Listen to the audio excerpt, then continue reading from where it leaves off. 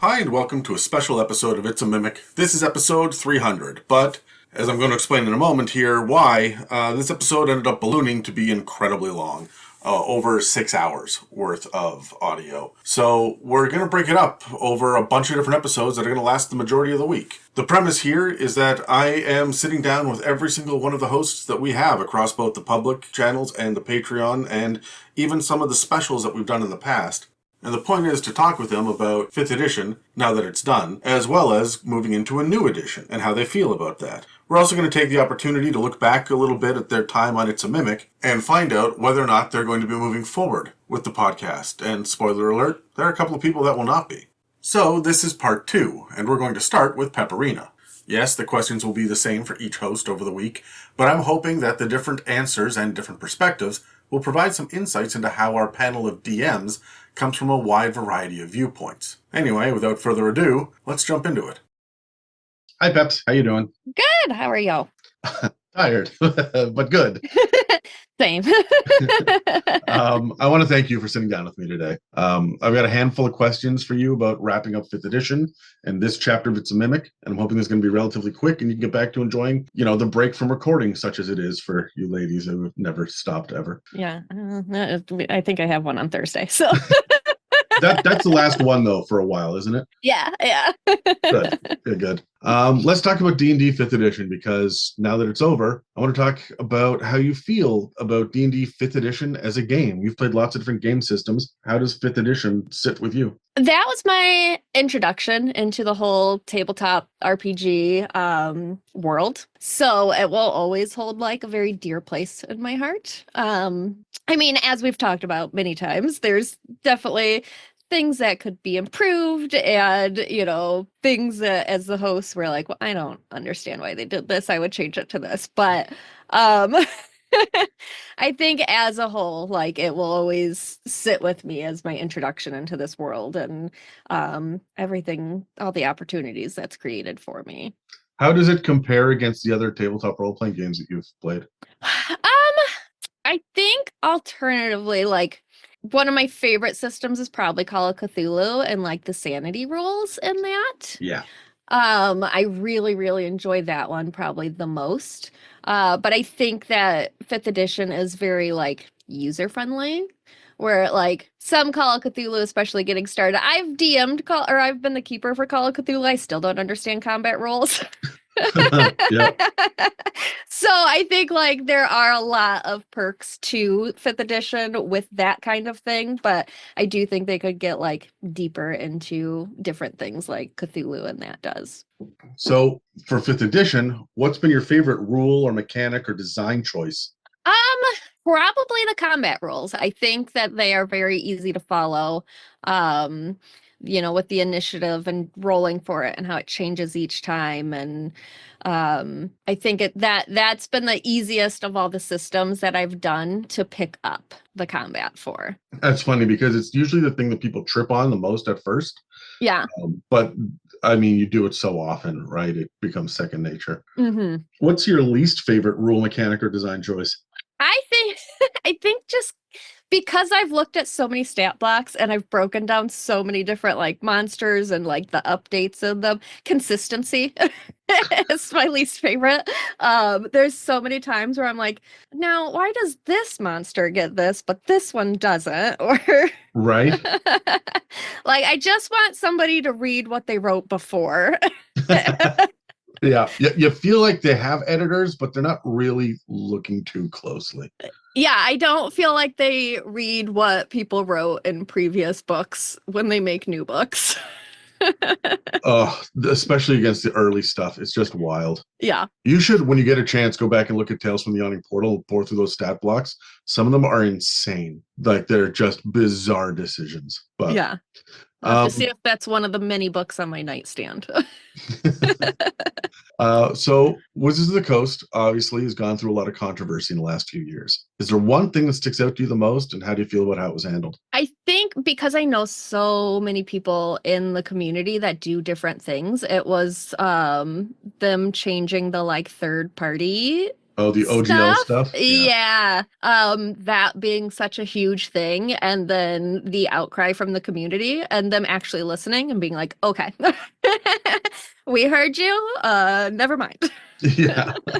How do you feel about that? Do you think they handled the reply well, or do you think that they just backpedaled and screwed it up? I mean, the whole thing probably could have been handled with a little more grace.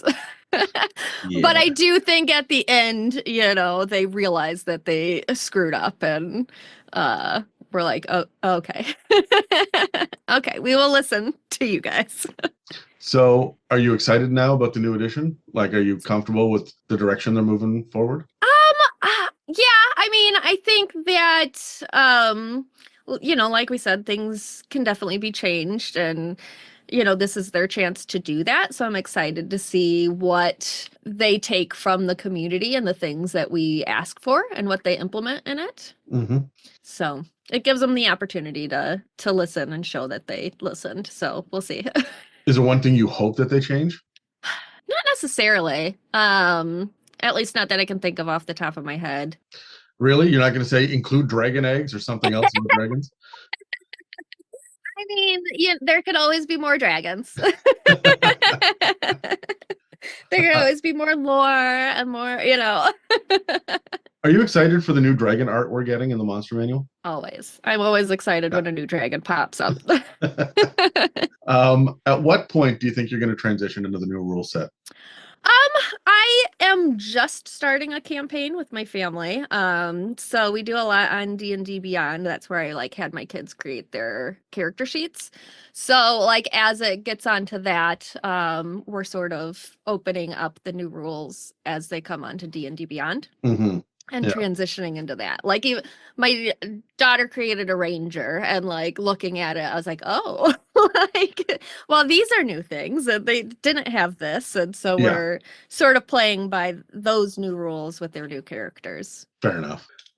Let's transition talk about the podcast, because we're about to go into a new iteration. Things are going to change here a whole lot in the next few months. But do you remember what your first episode was and what it was like? Gnomes. It was gnomes, and we talked about orgy pits a lot. Yes, we did. Yeah. And if you listen like, hey, to the trial episodes, we talk about it more. I am just getting to that editing now, and it's an experience. You're welcome. What's one of your favorite memories about the experience of doing this podcast? Honestly, just meeting all of you guys. This has become such a family for me, which is crazy because I just met all of you for the first time. In the same room. It was a blast at the wedding. I'm so glad you guys. It was. So not that anybody saw, but meeting all of you, and getting to actually be in the same room and hug you all and, sit across from everybody at a table, and that was pretty awesome. Yeah. What's been the most challenging or upsetting part of your history with It's a Mimic that you're willing to share? Scheduling. Who are you talking to? Yeah, I mean, I love every episode. I love doing it. There's definitely some episodes that are a lot easier to get through, and some that I'm like, this is so much research. I think it's magic items or spells or something that I did. I was like, I have 3 full pages of notes. But I enjoy learning it. I enjoy doing it. So the hardest part is definitely scheduling. Every once in a while, there's a direct request from a listener that say, hey, when are you guys going to cover this? And I'll throw it on the list. And magic items was one of them that we got a lot.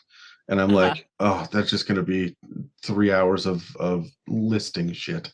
Yeah. Who do I trust to read and take notes? And unfortunately, your name floated to the top of the list.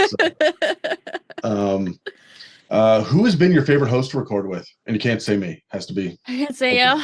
Yeah. I mean, I love recording all of the girls' episodes. Yeah. And I love the dragon episodes and the difference between Terry and I, because I'm so whimsical and he's so serious.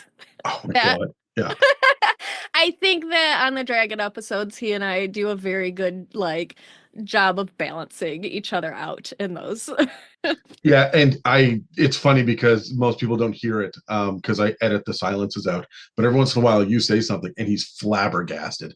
He just sits there in utter silence for like a full 2 to 4 seconds and then goes, interesting, and then takes off from there. Yeah, I love making Terry speechless. In your opinion, what is the episode that you were the proudest of being a part of? The women in gaming. Yes. Yeah. Yeah, I was very proud to be on that episode, and the things that we talked about and the grace that we gave it and the honesty that we brought to it. And like the comments that we got afterwards on, our Patreon, Discord and Reddit, and, the comments on the episode itself, like people actually listening and getting it. Mm-hmm.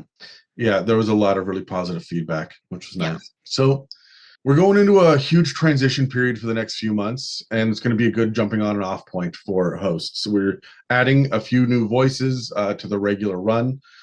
Some people will be familiar with Sean and Charlie from the Patreon, and they're joining us. Steve from L5R is jumping on. Ehlwyn is getting into the mix a little bit more, but it's also jumping off point for anybody with a crazy life and a crazy schedule. So are you planning on staying with the podcast into the next iteration, or would you like to take a moment and announce your retirement from It's a Mimic? Oh, I'll definitely be here. There's still more dragons to talk about. There's a whole new monster manual of dragons coming out. Who else is going to talk about them? Can't leave it to Serious Terry. Right. All right. I'm going to move on to the next person then. All right. Next up is male slave Brad.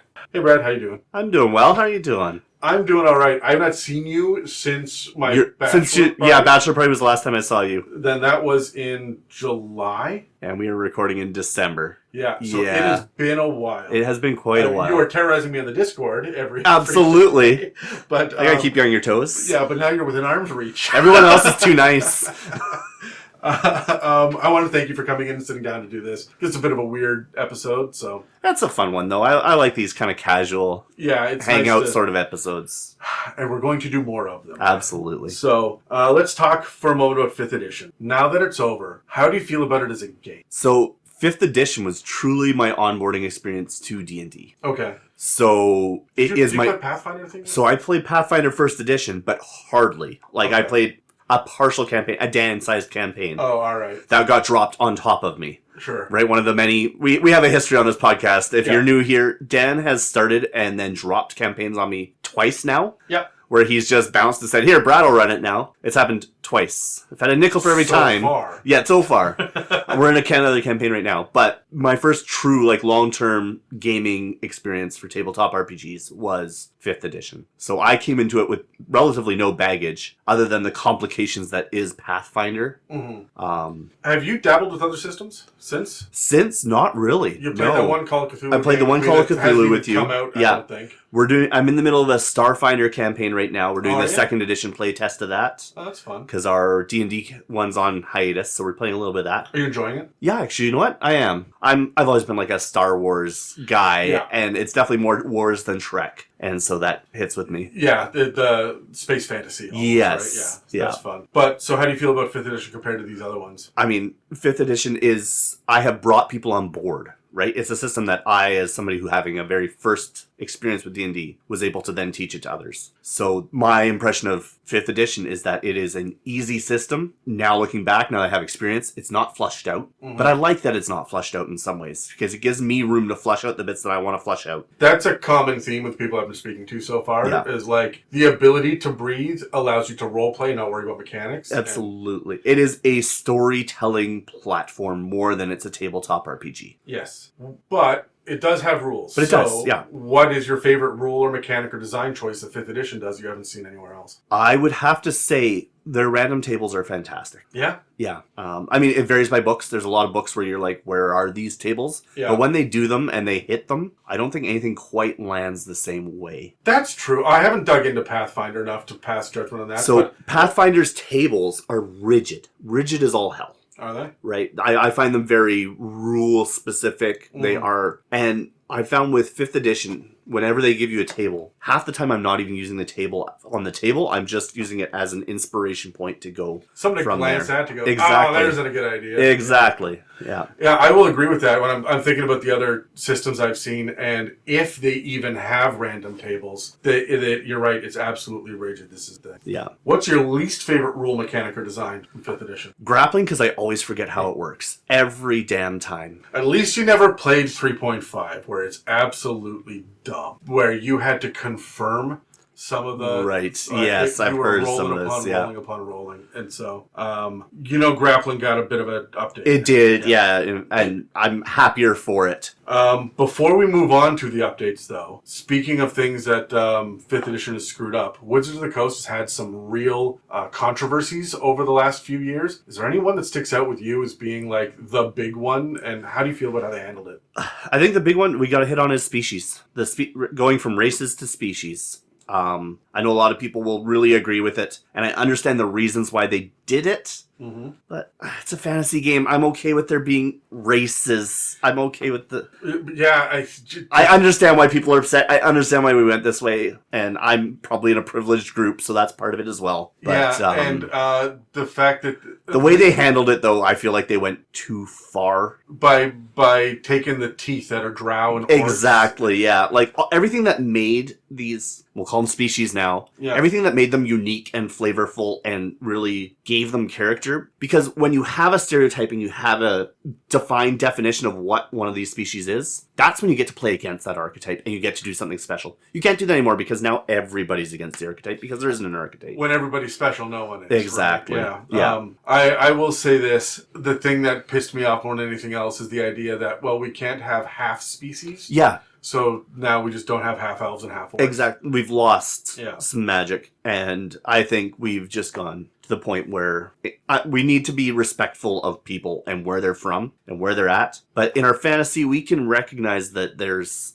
differences that aren't the real world. We don't have to draw parallels all the time. This wouldn't have been an issue if it was different kinds of aliens. Yep. For some reason, it's an issue. It's an issue, yeah. And if they had just played it straight, but I think they overreacted and then pedaled back a little bit. And I don't even know where they stand now on this because... Well, we'll get into it over the next couple of years. But yeah. So, species aside, are you excited for the new updated rule set? Yeah, I'm already been dabbling in it. I've got a group that's playing in it already. Okay, I was going to ask you what you hope that they change, but what's the thing that you were looking for that you're like, this needs to be fixed? I think the biggest thing was just clarity on some of the rule sets and on character creation. Do you feel like they streamlined it? I think they really did, yeah. I think that is way more user-friendly. Way more, yeah. It's a lot easier to just put somebody in front of a piece of paper, point them in the direction, put the book in front of you. You don't need a DM anymore to guide you through the character creation process. Which is absolutely fucking wild. Yeah. I've been playing this game for, over 20 years on and off, and it's never been that way. No, but it's that way now. So you said you were already dabbling in it. Yes.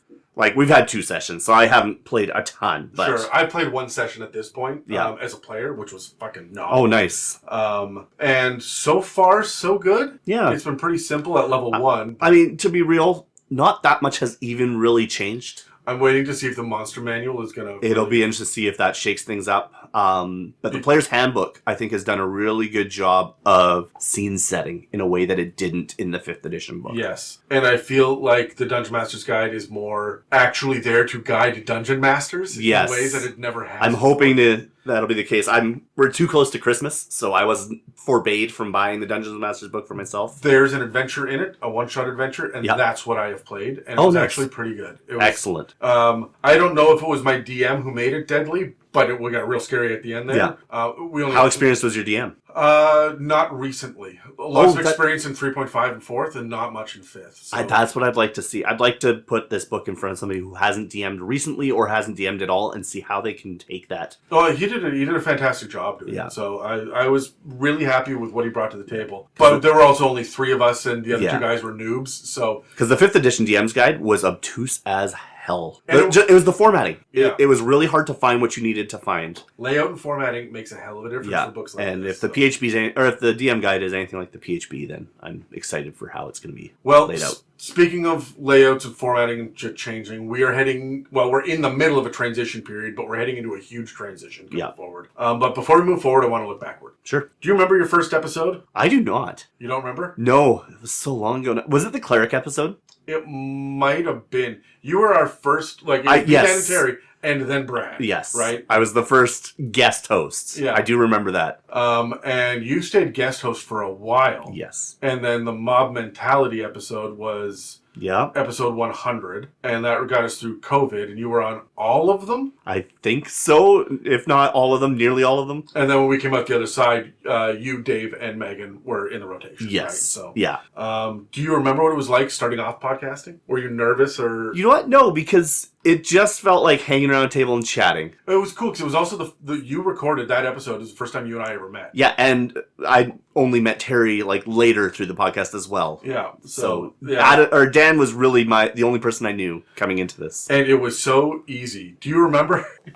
You showed up that day with a baggie of snacks in your hand. Yep. And your first interaction with me was, hey, you want some snacks? And it's funny because I was talking about that with Mieka like 2-3 weeks ago. Like, Brad's the kind of guy, we got an Airbnb and just did I wanted some with a hot tub. Yeah. Where I wasn't kicking kids out of the way. Sure, yeah. So we got an Had your own Airbnb space, for a weekend. And I'm sitting there in the hot tub drinking champagne. Okay, naturally. Yeah, it's, As you should. Because that's how I roll in. That's how hot tubs go. Yeah, and I'm sitting there talking to her, and I'm like going through everyone in the podcast, and my thoughts and hopes for the future. I'm like, if nobody had families or jobs, this would be so much fun. So, but I'm sitting there talking about it. I'm like, Brad showed up with snacks, and he did that for the Clear Cut campaign all the time, and he just hasn't done it now. But I mean, we're recording; you can't eat snacks. No. And you showed up tonight with a baggie full of I snacks. literally brought snacks tonight, so that's funny. It was really good timing. I'm always the snack guy. And you came in and said, do you want crack? Yes. You're also my dealer. Absolutely. Do you have a favorite memory about the experience of doing the podcast? You know what? As funny as it is, and as much of a headache as this is going to make for you, Deep Dark. Yeah? Recording Deep Dark and just getting to play D&D one-on-one with you was Oh, no, that highlight. Was... Oh, sorry, not Deep Dark.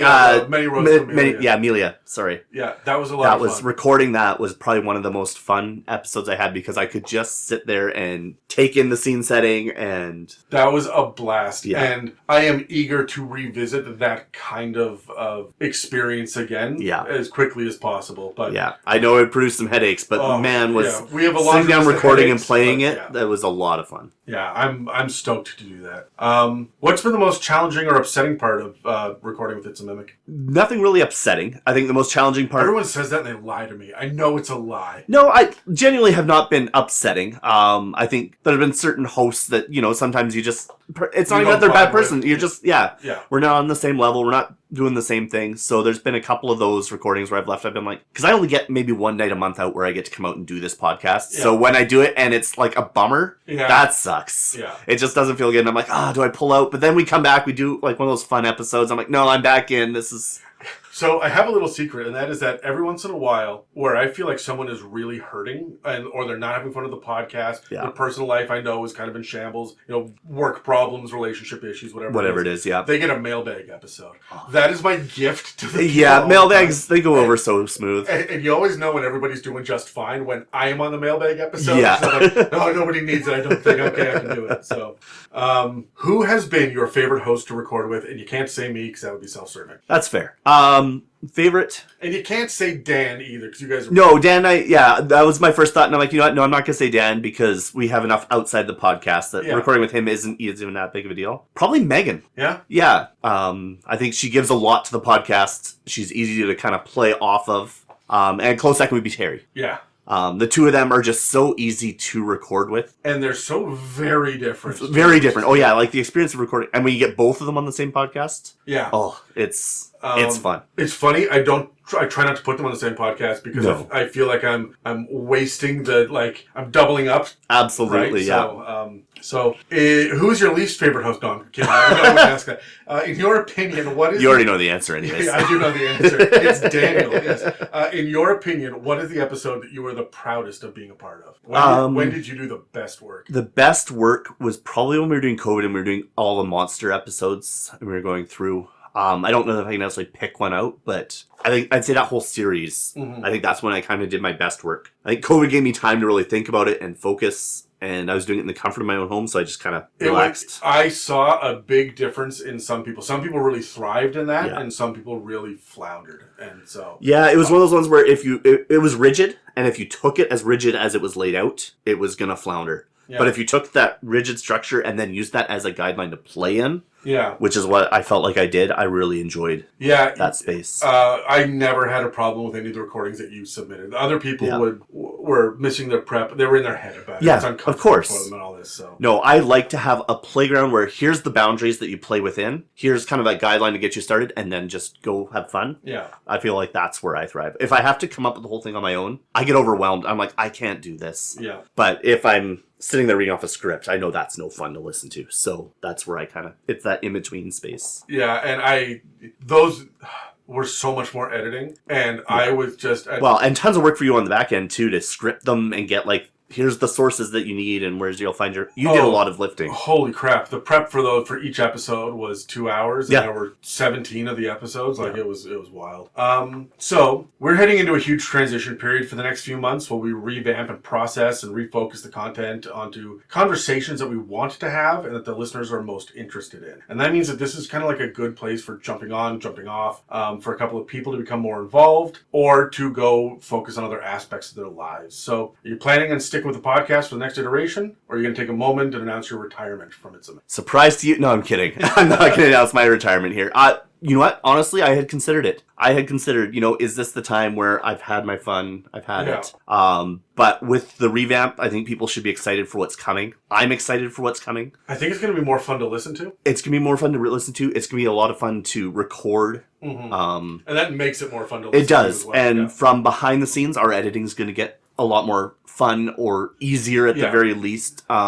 So all those factors were things that, you know what? No, I want a chance to come on and hang out with these people who I've formed friendships with over the last, how many years in are we now? This is wrapping up year 6. 6, yeah. And I joined in year 2. No, was year 1? Was it year 1? You were like a third of the way into year 1. Yeah, I guess so. Yeah. You've been around for over 5 years on this. So yeah. So I've met new people. I've formed some friendships, and I decided, you know what? It's not time to give that up yet. So I'll be around for a little longer. Sorry, guys. I am very relieved because I have big plans for you, Bradley.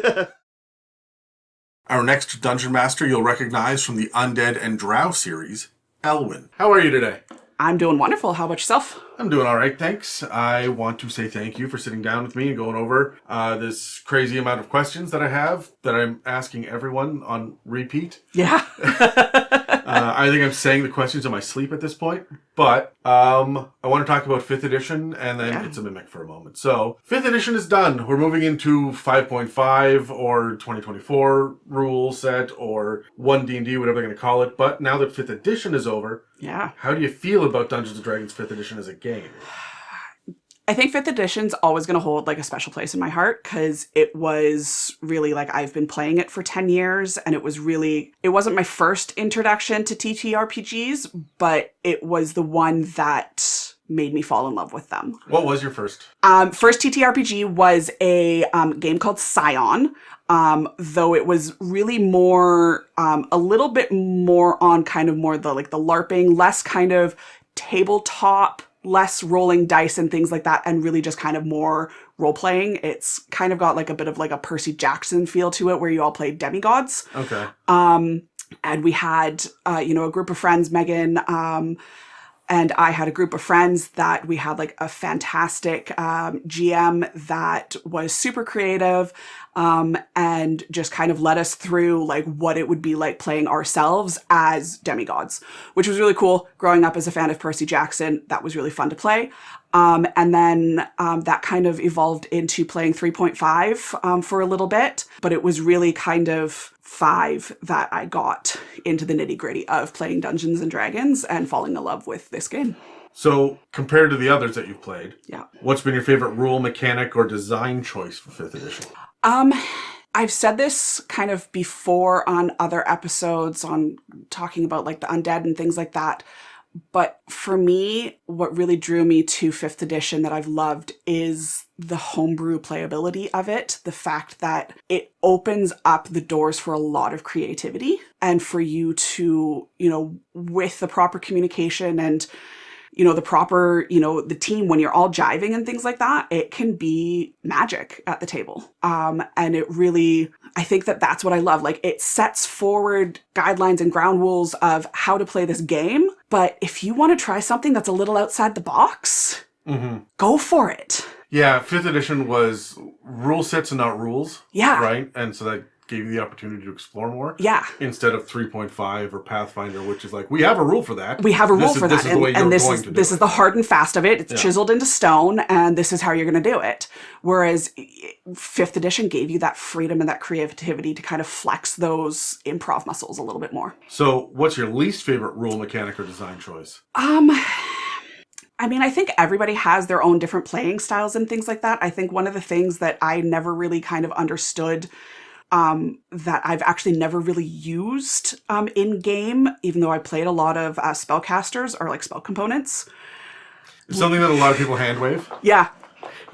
Like, I have to give a nod to a lot of the like fantastic puns that they use for a lot of the components and things like that for the spells, things like that. But yes, when it comes to big spells that have big monetary kind of components to it, you need a diamond of 1,000 gold pieces or things like that.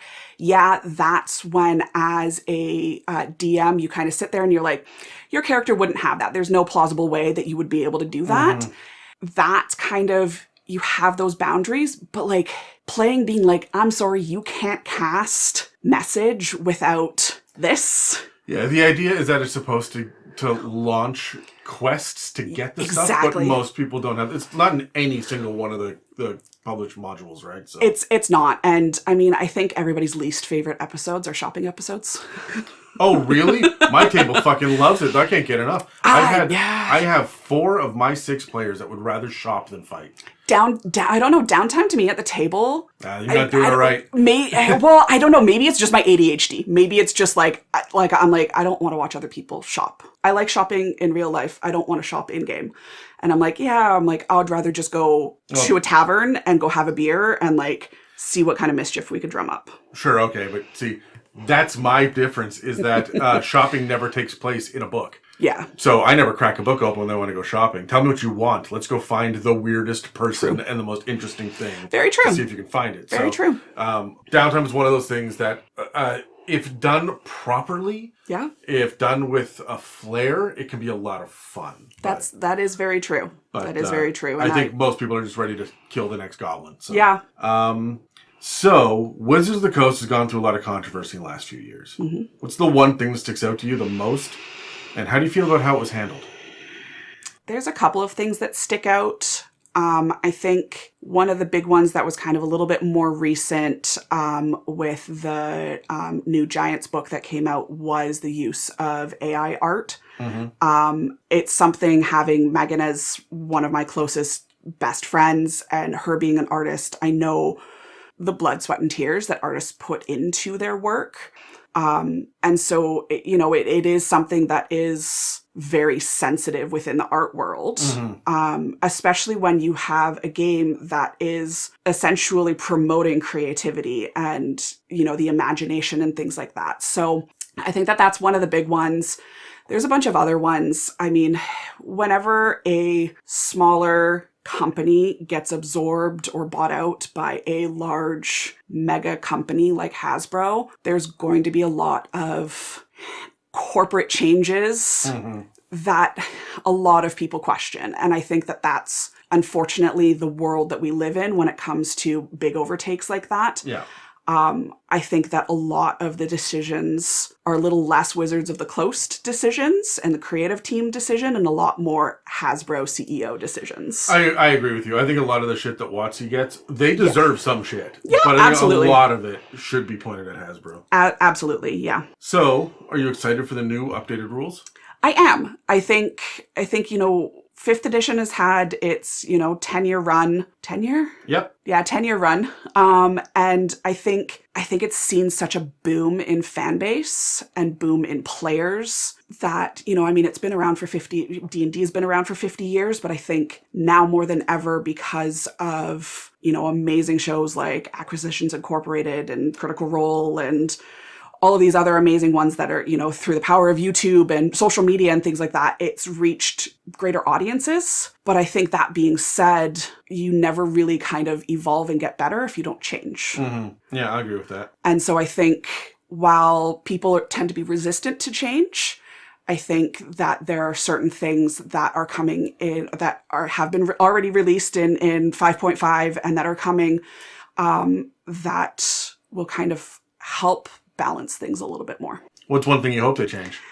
One thing I'm actually excited about that I know that they are changing, that they're bringing back from 3.5 is Bloodied. That's 4th edition. Or 4th edition, sorry. 4th edition, sorry. Yes, 4th edition is Bloodied. Yeah. Because that always made sense to me. Yes. And seeing that already listed in some of the stuff, I'm so eager for the monster manual. For the monster manual, yeah, they've got, I think it's Blood Fury is on Boar now, and there's a couple of other things, but it just, we've already got things like exhaustion for when you don't rest and all of that sort of stuff, and it just Bloodied makes sense when you're thinking about how much damage you've taken. I'm at 5 hit points when I should be at 120, but I'm still doing full strength damage. No, you're not. That's unrealistic. So I think, again, like I said, it's going to bring a little bit more balance to things. What point do you figure you're going to transition over to the new rule set? I think it's really going to end up being when I'm with a group that we all agree that that's what we're going to end up moving forward with. Do you, are all the people in your, life and your games and everything, are they still 5e? They are, yeah. A lot of them are still 5e. There's a lot of people that are resistant to it. A lot of people that are like, I'm absolutely not going to play it. But again, I think it's just one of those things that humans are resistant to change. Yeah. And I think once it gets out there a little bit more, the pros and the cons kind of get balanced out a little bit. People have discussions about it. From what I've read from the player's handbook, it doesn't strip down what 5e had built up with the playability and the imagination and things like that. It just rounds it out a little bit more. Yeah, and adds a few more options too, which is good. So, it is a time of transition. People don't like change, which is fantastic because we are transitioning and changing. Yeah. But do you remember what your first episode was and what it was like? I don't. I know it was part of the Undead. I think it was episode 11. It was 11? I was going to say 10, but yeah, 11. I think that I was just a jump scare into that because it had been 10 episodes in and all of a sudden, boo, here I am. I think that it was the Ehlwyns was the first one. Yes, it was. Yeah. I remember being absolutely horrified with my pronunciation. I hope that horror has not changed because you guys, it makes me laugh every time I edit an episode. Yeah. Nope. Still have horror when it comes to pronunciation of certain things. I know Steve made fun of me for my pronunciation of the Dark Saladrins when I was trying to say it because apparently I could not say Saladrin when I was recording the episode for Drow. It is what it is. It adds a little flavor and a little zest to every episode for you guys. Thank you. What's one of your favorite memories about the experience of doing the podcast? I think it's coming together with, the only kind of episodes that I have done are with the Lady Mimics, doing Undead and Drow. And it's coming together with these amazing creative women in a male-dominated kind of hobby. and being able to kind of really say like, hey, you know, like we're here as well. And we have opinions and we have thoughts and we can take it just as seriously as you guys, or we can Bridgerton the shit out of our Drow episodes if we want. What's been the most challenging or upsetting part of doing the podcast? I wouldn't say that there's anything challenging or upsetting at all. You know, it's definitely, it's a work of passion, and, you know, we all love this game, and, you know, there's definitely times where I'm like, oh shit, I've got a recording tonight and I have not done my pre-reads and my notes. And, you know, because life gets busy and... Oh, we have all done that. So I think that that's really like, it almost feels like I'm back in school and I forgot to do my homework and I've got to like, teacher, sorry, of like, hey, I need like a half hour Sure. To just really quickly get this together to have some semblance of something. I was always a fly by the seat of my pants student, so it's nothing that I'm not used to. But I think that that's just kind of been the biggest challenge, is just making sure that we're delivering quality episodes and that we've got stuff for everyone. You are the newest voice on the podcast. I am. No, I think you're the newest voice on the podcast. It's in the regular group. However, I want to know, are you comfortable listening to your own voice yet? Absolutely not. No, you can't do it? Absolutely not. Have not listened to a single episode that I am in. Can't do it. I don't know what it is. It's just my voice gives myself the ick. I can listen to other people and everybody sounds completely normal to me. I sound completely different and I hate it. Everyone is like that now. The only people that can listen to their own episodes, I think, are me, Tyler, and Megan and Peps. Yeah. So, who's been your favorite host to record with? And you can't say Megan. I know I can't say Megan. Honestly, I have only recorded with Mieka once, and that was in the finale of Undead, and she just brings such a delightful level of chaos to everything. Oh, you're not fucking kidding. That she is both in the podcast and outside one of my favorite humans. And I am so blessed for this podcast to have her, you know, in my life.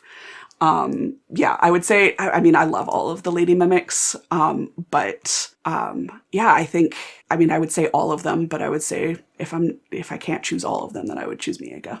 In your opinion, what's the episode that you're the proudest of being a part of?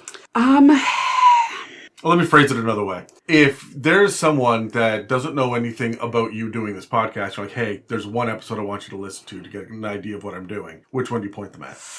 I wouldn't point them maybe at a single episode, but I would point them at probably the Drow series, because I think I felt a little bit more comfortable. You hit your stride by the time you got to Drow. Going into Drow. You know, I think I was on 8 out of 9 or 9 out of 10 of the episodes of Drow, which was a lot, but I really loved digging into that species because I always loved Drow. Yeah. And so I think that it was a fun deep dive into that specific kind of world, and just all the different aspects of it. So yeah, I'd probably point them towards the Drow series. So now that we're heading into our transition period, it's a good jumping on point for a lot of people, good jumping off point for a lot of people. Are you going to announce your retirement, or are you signing up for more, or? No, you're not getting rid of me that easily, guys. Sorry. I might not like to listen to myself, but I'm going to subject you guys to listening to me, until Adam fires me.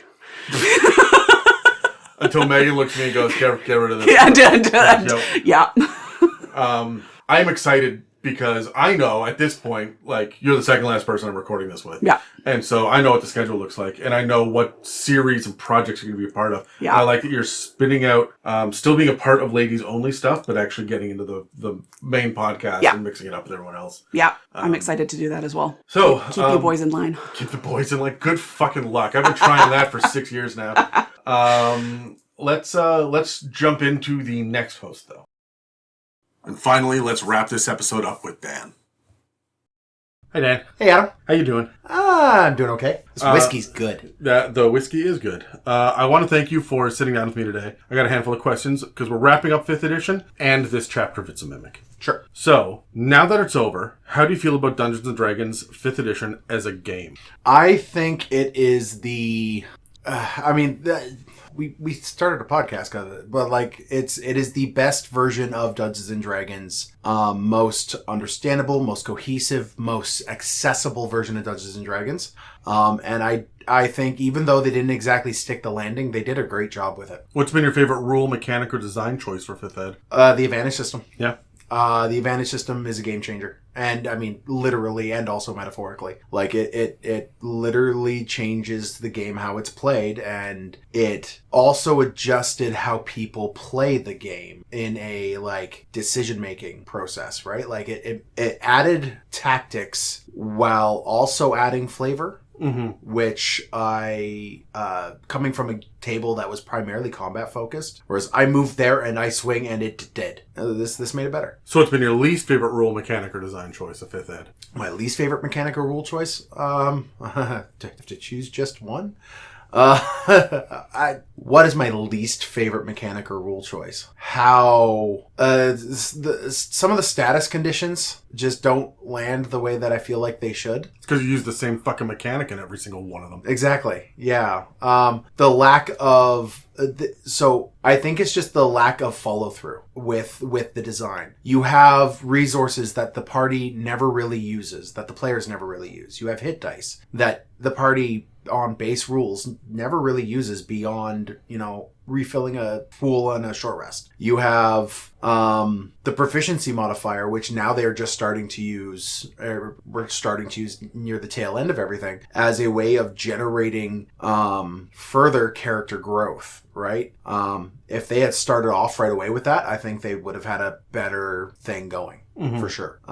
It's like they knocked the ball out of the park with advantage, and then kind of they loaded the bases with bunts, with hit dice and everything else, and then struck out. Fair. Speaking of striking out and fucking up, WotC has gone through a lot of controversy in the last few years. What's the one thing that sticks out to you, and how do you feel about how they handled it? It's hard to choose between blatant racism that they then fixed, the toxic workplace that they then said they fixed, the AI kerfuffle, for lack of a better term, that I feel like they fixed. If there is one that I think they did well, it would be the AI situation, the AI art, where they tried it, they got caught in it, they said, hey guys, we're sorry, never again, and they pulled the product from shelves. But they didn't, as far as I know, I haven't seen any book. They pulled it from some shelves. Some shops didn't give it up, and they left it on the shelf. Yeah. And those shops still have that copy out there. I've not seen a reprint. Now, I could be wrong on that, but I haven't seen a reprint. I think because they were so close to 5.5 and we're building up towards it, that they just...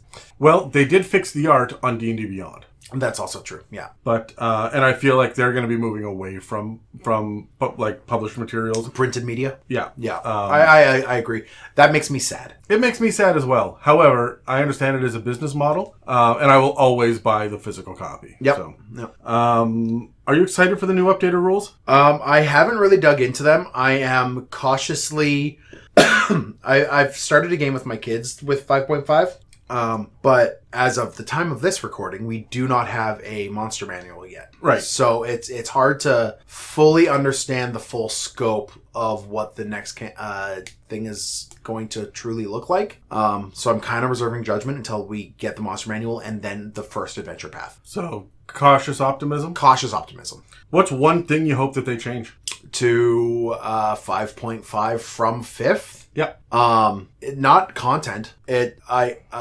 Like in breadth of content. I want them to stop trying to pander to everyone all at the same time, realize what they're making, and do the best job they can possibly do making that thing before they move to another thing. I don't want another like lackluster book where it just feels like this was sent out just to make a quota or to check something. You can just say Spelljammer. Spelljammer. Yeah. Right? Like I don't want the lazy development anymore, right?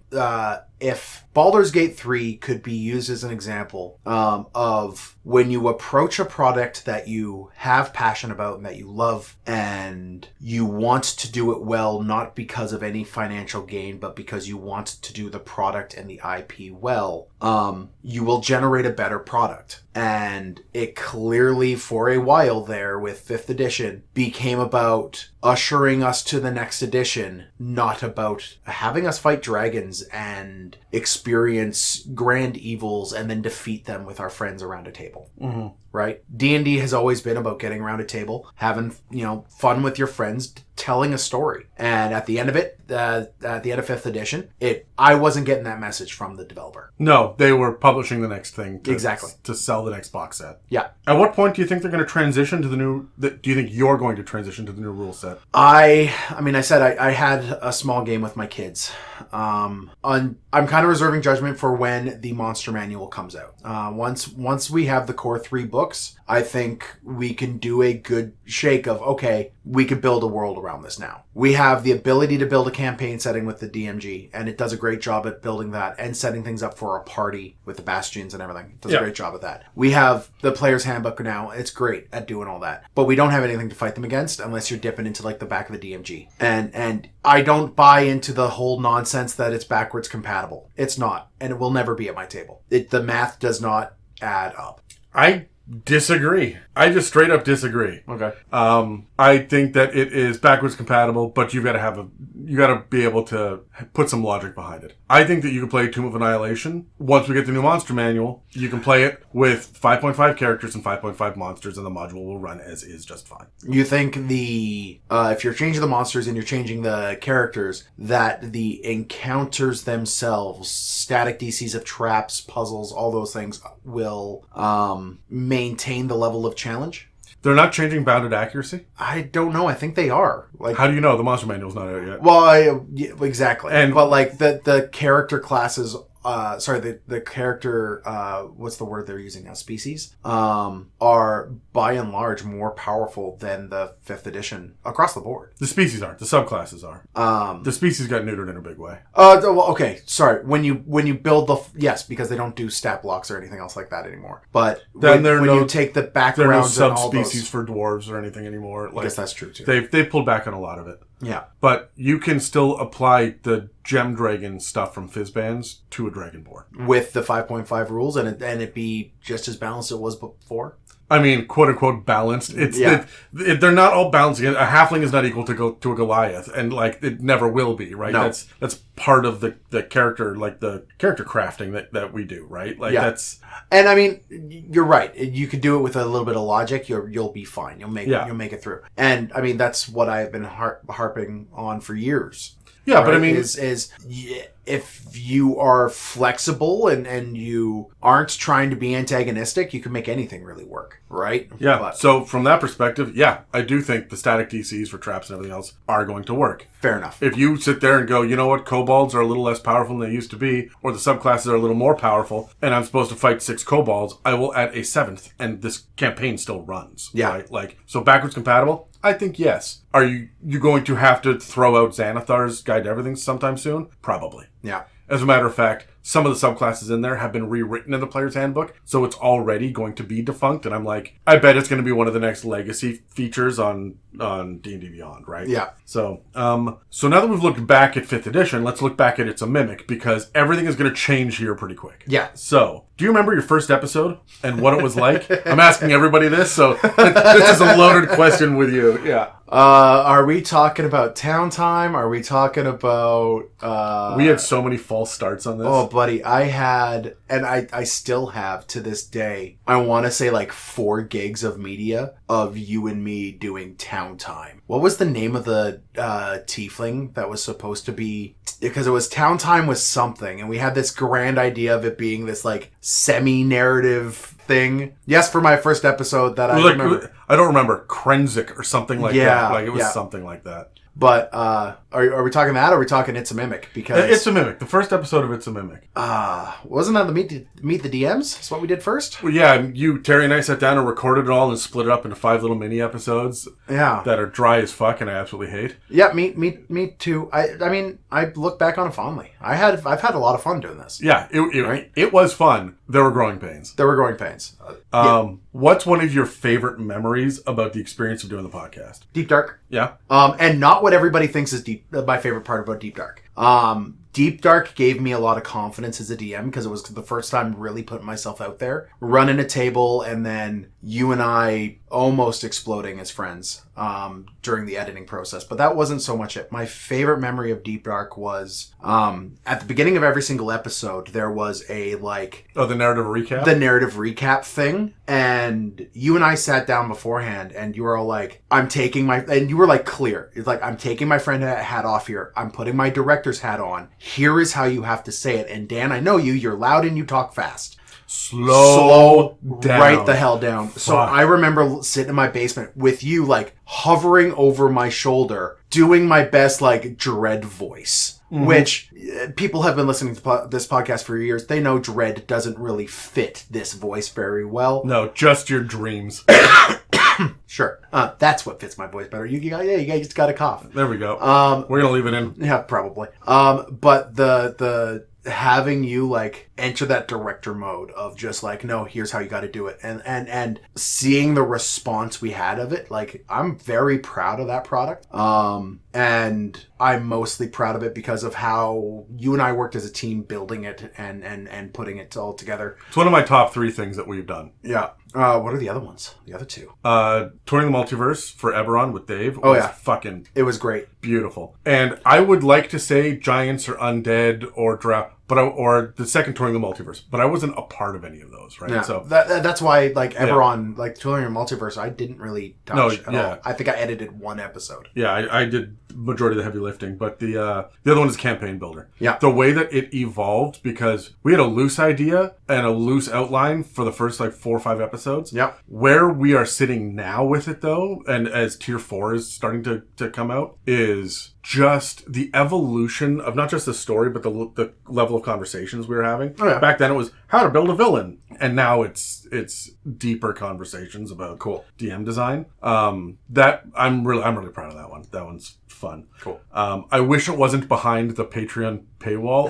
In retrospect, we that one should have been out in the public for people. Probably. But, yeah. Anyway, what has been the most challenging or upsetting part of your history with It's a Mimic? It's been hard, man. Like you and I went into this with as a partnership, and then we brought on Terry, and then when we brought on Terry to be truly It's a Mimic, like it was a completely different thing before we brought Terry on. So yeah, Terry was there at the birth of this podcast. Yeah, but when we sat down and we like, okay, so we're gonna do this legitimately, building into the fact that it's not just a bunch of friends sitting around a microphone. Like there were fees and quality concerns and setups. Like we used a old wedding arch that I had in my garage as a backdrop to baffle sound. For a while there, we had couch cushions behind the mic, right? Yeah. So like we approached it with this sense of seriousness, and I think it was one of those things where it's like, you know how you struggle when you start to have to do like the higher end adulting things. Mm-hmm. It was one of those where all of a sudden there was this thing that I needed to. It was my baby. I had to treat it with the same level of commitment that you had, that Terry had, and the same weight. And I struggled for years to keep up. So I think that was probably the hardest part. The more surface answer is research. I'm not good at researching. I do not have the presence of mind or whatever it is that you need to fully dig down into study for hours. Yeah, your ADHD kicks off. In big ways. Yeah. Who's been your favorite host to record with? You. And you can't say me because that's a self-serving question. But it's not. I'm still going to ask for another answer. I know you are, but I'm going to say it's you. You're one of my best friends, if not my best friend. And I got into this to hang out with you more than anything else. So it is you. Outside of you, probably Megan. If not Terry. I'm surprised because 2 of those 3 people that you've just mentioned, you've had screaming fits with across the table. That's also true. Yeah. Yeah. 3 of 3, actually. Oh, did you and Megan go off? At one point? Multiple times. No, that's a D&D table, Dan. It's different. Okay. Megan and I have become real close friends during all of this, and I treasure her friendship now. And recording the podcast with her was just kind of like the gateway into that. And Terry and I could always just bounce off of each other, right? And Terry and I had really good conversation and really good chemistry when we were starting out. So, some of those early Dragon episodes where you guys were fighting about what is good, what is morality, like you guys got on to it, right? Yeah. In your opinion, what is the episode that you are the proudest of being a part of? Pick one episode, not a series. I can't. Really? I can't narrow it down to one. I can't narrow it down to one.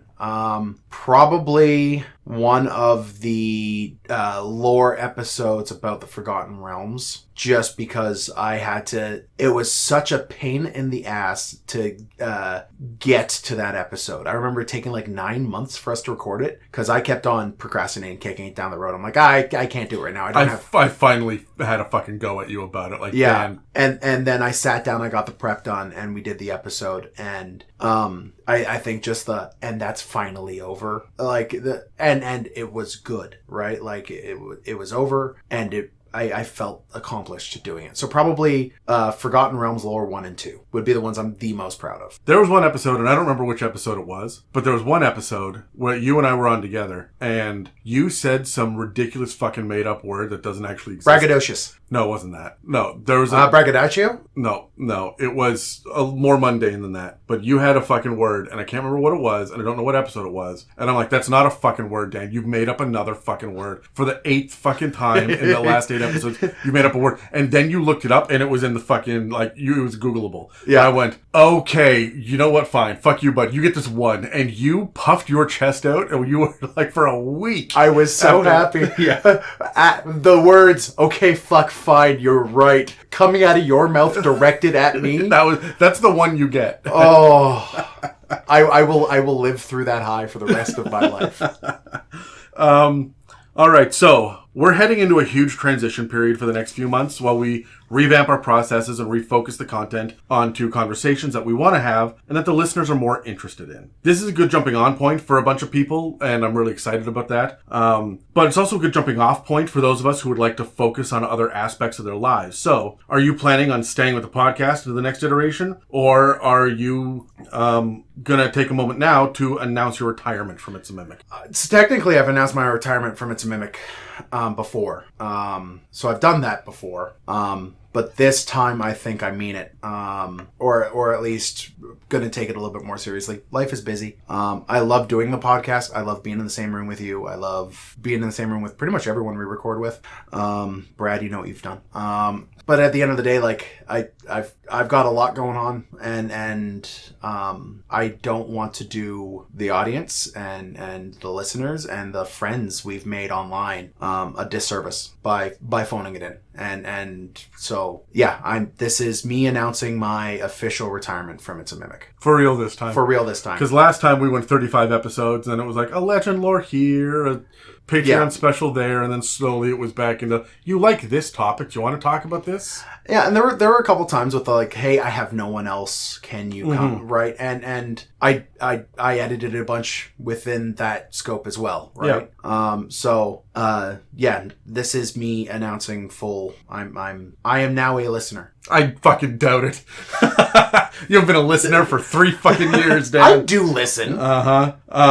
So, is there anything you'd like to say to the listeners before you log off for the final time? Have fun with D&D. It's a game. If you ever find that it's a chore and it maintains that status of being a chore for a long time, there is no shame in taking a break, taking care of yourself, and finding your love for the game again. I said at the beginning of this that 5th edition 5.5 have very easy levels of accessibility. It's incredibly easy to start into this game, and which means if If you need to take a break, take a break. If you need to find your love for it, find your love for it. I am not going to stop playing D&D. I am not going to stop diving into the rules or getting into arguments with you about them. But find your love, be inspired. Take what you can in the media around you to inject terror, horror, dread, and doom into your campaigns. And don't overuse the word baleful. Because you'll never hear the fucking end of it. That's all for this episode of It's a Mimic, where you never know what you're going to get. If you'd like to reach out to us or find other places where you can listen to this podcast, please check the show notes below. Now I'm going to take Dan out back with a shotgun and put him out of his fucking misery. Love you guys. Keep rolling your dice.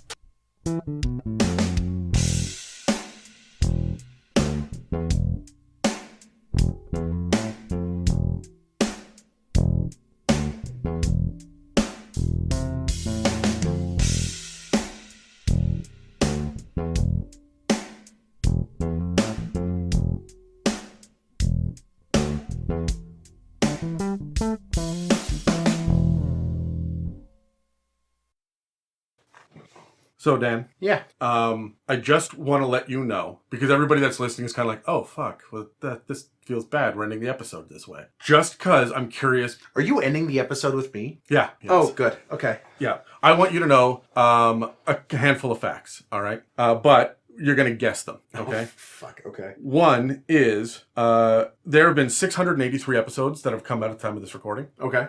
Over 6 years. So that is over like 115 a year. Pretty good for a weekly podcast, eh? Yeah, pretty good. Especially if it was one a week for like a year and a half there. Like, Yeah. Oof. So that includes the Patreon and stuff. Yeah, But of course. how many episodes do you think that you were on out of 683? Out of 683? I'm going to remind you, the ladies have been fucking busy the last couple of years. I know they have. I'm going to say roughly half, 340? I bet it feels like that, doesn't it? And to be fair, most of the episodes that you were on were longer episodes because you weren't doing a lot of the... No, that's true. I'll drop it down to about 200. 247. All right. 247 episodes. Can you guess how many days worth of episodes you've been on? I don't want to. I don't want to guess that. If someone were to listen to only Dan episodes, how many days would they have to listen? 247? Yeah. A year. No. That's 247 roughly times 1.5. So 360-ish hours. So roughly 60 days. You do the math on that. That's only 6 hours a day. Sorry, that's right. Sorry. So 60 hours. So roughly, oh no, my math is falling apart. Yeah. Like 5 days? 16 and 3/4 days. How does that feel? You're making a disgusted face. Oh, that's a lot. That's a lot. You were on 39.5% of the airtime. Okay. You were on 36% of the episodes. Okay. Do you know who has done the next one? So I've clearly done the most. Yeah. There's only, at the time of this recording, there's been 150 episodes I've not been on. Okay. So I'm up in the 500s. You are in the, clearly close to 250 or 247. There's one person that's 30 episodes behind you at the time of this recording. I'm going to assume Megan. Yeah. Yeah. She beat Terry like 3 months ago and did such a happy dance, right? It was pretty good. Oh, she's going to rub it in my face the second she beats me. Oh, absolutely. However, because of the new format, I'm not sure she's going to be able to beat you in 2025. That's 30 full episodes to do, right? Suck it, Megan. So we'll Not see. afraid of you. Suck It Megan is going to be the stinger at the end of all the episodes from moving forward. So the last question that I have for you is, I've been asking everybody, who's your favorite host to record with. And everybody says different names and whatnot, but Brad's my least fit. No, I'm kidding. I love you, Brad. I really do. I had a conversation with someone after one of the recordings and I said, who's the host you're looking forward to working with in the future? And they said, oh, Dan, absolutely Dan. Sorry, guys. And because I hate you, do you know who it was that wants to work with you more than anyone else? Probably Tyler. Nope. It would be someone that hasn't really worked with me before, because anyone that has is already anybody that has already knows the error of their ways. It's going to be either Ehlwyn or Steve. It was Steve. Yeah. Yeah, Steve looked me square in the eye and said, I can't wait to get on an episode with Dan. And he will technically be on this episode with you, but not together. Oh, and he sorry, will Steve. never get to sit across the table from I me. went to go see a movie with him today. I know, but he'll never get to be on a podcast with Dan. Oh, that sucks. Yeah. Sorry, buddy. So, fuck you, Dan. Yay. Good feelings.